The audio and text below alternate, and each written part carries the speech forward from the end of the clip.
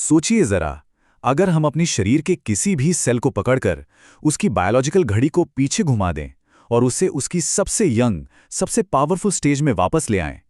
और ये कोई साइंस फिक्शन फिल्म की कहानी नहीं है, ये वो हकीकत है जिस पर आज वैज्ञानिक काम कर रहे हैं। मतलब क्या ऐसा हो सकता है कि शरीर के किसी भी सेल को रीप्रोग्राम करके किसी बीमारी से लड़ने के लिए तैयार कर दिया जाए? ये रीजेनरेटिव मेडिसिन का एक बहुत बड़ा वादा है, एक ऐसी फील्ड जो हमारे हेल्थ केयर की पूरी दुनिया को बदल सकती है। तो ये होता कैसे है?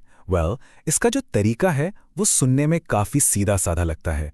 साइंटिस्ट एक आम से स्किन सेल से शुरुआत करते हैं, फिर वो एक तरह से उसकी बायोलॉजिकल घड़ी को पीछे घुमाते हैं और आखिर में उसे एक बिल्कुल नए तरह का सेल बनने का ऑर्डर देते हैं, जैसे कि एक ब्रेन सेल। तो चलिए इस सेलुलर टाइम मशीन की कहानी में थोड़ा और गहराई से उतरते हैं।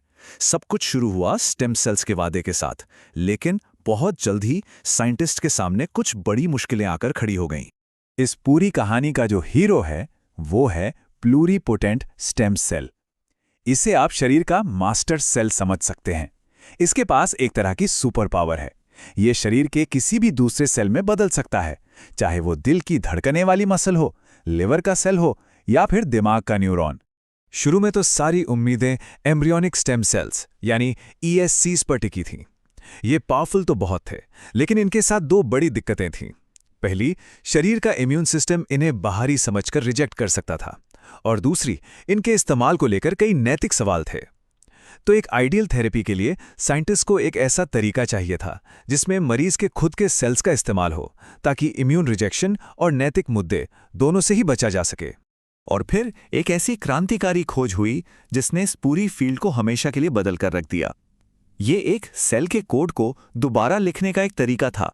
ये सफर दशकों का रहा है। 1998 में पहले ह्यूमन एम्ब्रियोनिक स्टेम सेल्स को अलग किया गया, लेकिन असली गेम चेंजर आया 2006 में, जब साइंटिस्ट ने पहली बार एक आम चूहे के सेल को वापस एक इंड्यूस्ड प्लूरीपोटेंट स्टेम सेल या iPSC में बदल दिया।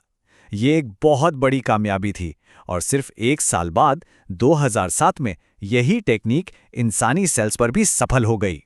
तो आखिर ये रीप्रोग्रामिंग का जादुई नुस्खा था क्या? साइंटिस्ट ने पाया कि सिर्फ 4 खास जीन्स, जिन्हें अब यामानाका फैक्टर्स भी कहते हैं, को अगर एक अडल्ट सेल में एक्टिवेट कर दिया जाए तो उसे वापस उसकी शुरुआती प्लूरीपोटेंट स्टेज में इंड्यूस किया जा सकता था। ये सेलुलर कायाकल्प का सीक्रेट कोड था।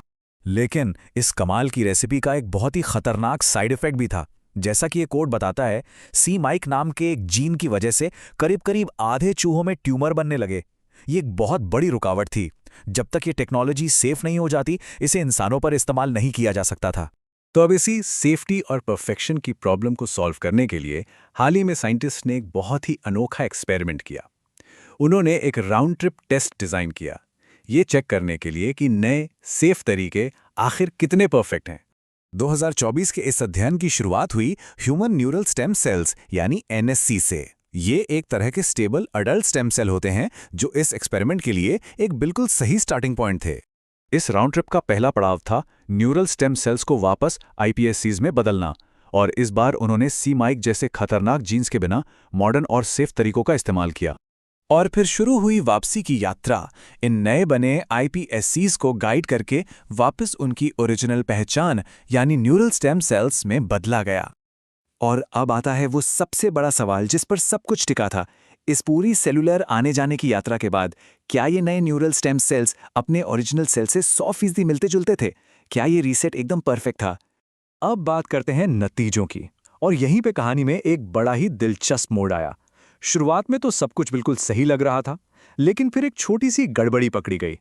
देखिए, अच्छी खबर तो ये थी कि ज्यादातर जेनेटिक कोड, मतलब हमारे जो 22 जोड़ी ऑटोसोम क्रोमोसोम होते हैं, वो एकदम परफेक्टली रीसेट हो गए थे। उनका gene expression profile original cell से उल्लेखनीय रूप से समान था, मतलब ये एक लगभग परफेक्ट कॉपी थी। तो अगर हम इस रीप्रोग्रामिंग का एक रिपोर्ट कार्ड बनाएं तो वो कुछ ऐसा दिखेगा। ऑटोसोम यानी क्रोमोसोम 1 से 22 को मिला A+, वो लगभग परफेक्ट थे। लेकिन सरप्राइज मिला X क्रोमोसोम में। यहाँ पर जीन एक्सप्रेशन और DNA मिथाइलेशन, जो जीन्स के लिए ऑन ऑफ स्विच की तरह काम करते हैं, उनमें लगातार कुछ बदलाव देखने को मिले। ये जो नंबर है ना, ये अपने आप में एक पूरी कहानी बताता है। कुल 264 जीन्स में बदलाव देखे गए, लेकिन उनमें से 72 यानी 1/4 से भी ज्यादा सिर्फ एक ही जगह पर थे, एक्स क्रोमोसोम पर। यह सिर्फ एक इत्तेफाक नहीं हो सकता था। और एक और खास बात, ये जो गड़बड़ी थी वो रैंडम नहीं थी। एक्स क्रोमोसोम पर जितने भी जीन्स में बदलाव आया था वो सभी जरूरत से ज्यादा एक्टिव हो गए थे। साइंटिस्ट इसे अप रेगुलेशन कहते हैं। ये एक लगातार होने वाली गलती थी। तो सवाल ये है कि इस छोटी सी दिखने वाली गड़बड़ी का आखिर मतलब क्या है, और ये खोज आने वाले समय में मेडिसिन को और बेहतर बनाने में कैसे मदद कर सकती है। चलिए देखते हैं। तो इस पूरी पड़ताल से हमें क्या पता चलता है?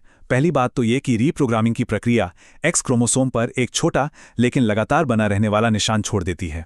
दूसरी, यह निशान सेल की किसी पुरानी याददाश्त की वजह से नहीं है, बल्कि यह खुद प्रोसेस का ही एक साइड इफेक्ट है।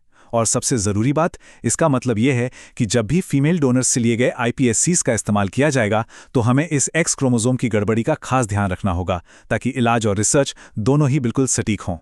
तो जैसे जैसे हम एक सेल के कोड को परफेक्ट तरीके से लिखना सीख रहे हैं, सोचिए हम और कौन कौन से जैविक रहस्यों से पर्दा उठाएंगे। ये एक ऐसा सवाल है जो हमें आने वाले कल की अनगिनत संभावनाओं के बारे में सोचने पर मजबूर करता है।